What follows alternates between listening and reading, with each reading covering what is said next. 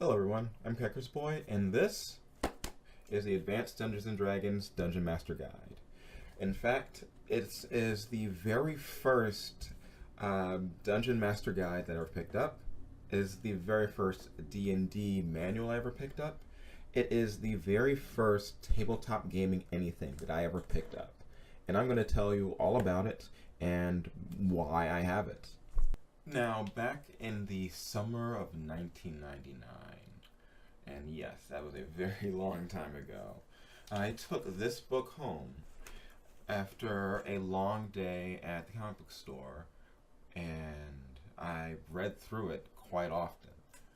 Now, what really grabbed me of it was not the specific rules, not THACO, not how combat was organized.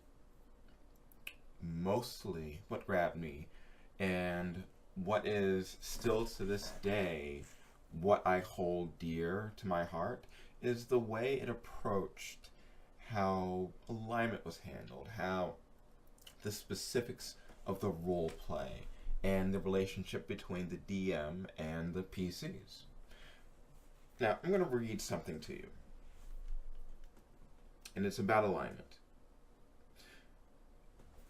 Asking another character, "So what's your alignment?" is a rude question. At best, any character who is boorish enough to bring up the issue is likely to receive a very icy stare. Asking another character his alignment is futile anyway, because a lawful good character may feel compelled to tell the truth, but a chaotic evil character certainly won't. A chaotic evil character with any wit would reply, "Lawful good." Player characters can only say what they think their alignment is. Once they have chosen the alignment, the DM is the only person at the game who knows where it currently stands. A chaotic good ranger may be on the verge of changing alignment. One or more cold-blooded deeds over the edge he goes. But he doesn't know that. He still thinks he's chaotic good, through and through. Now, a lot of these old books hold guidance in different ways that you're actually not seeing a lot of in the newer editions. Things like teaching characters how to attack mounts more instead of attacking riders. Things like setting proper stages.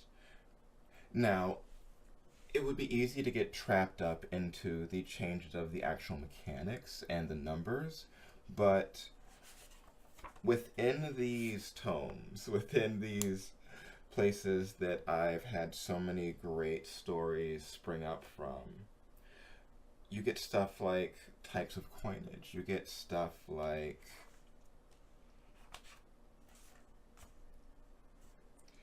bring things into more in hack and slash. More out of hack and slash. Excuse me for a moment. Definitions of combat, definitions of movement of characters. All of these things we tend to get more trapped up in the numbers of and not the actual storytelling. And you know what? Nowhere is that more evident, and you know what? Nowhere is that more evident than in my favorite, possibly my favorite section of this book at all, and that would be the magic items. A magic item is something that can hold so much importance and so much weight to a character and that character's story. Each item is infused with some primal part of the universe that you are playing in. Even the weakest wizard enchanting a simple boot is harnessing the primal forces of the universe into that boot. And a boot of spring and striding, or a cloak of mountainback, any of these things can be something you can form an entire campaign around. They don't have to be those exact items. They don't have to be those exact names. And the formation of each and every item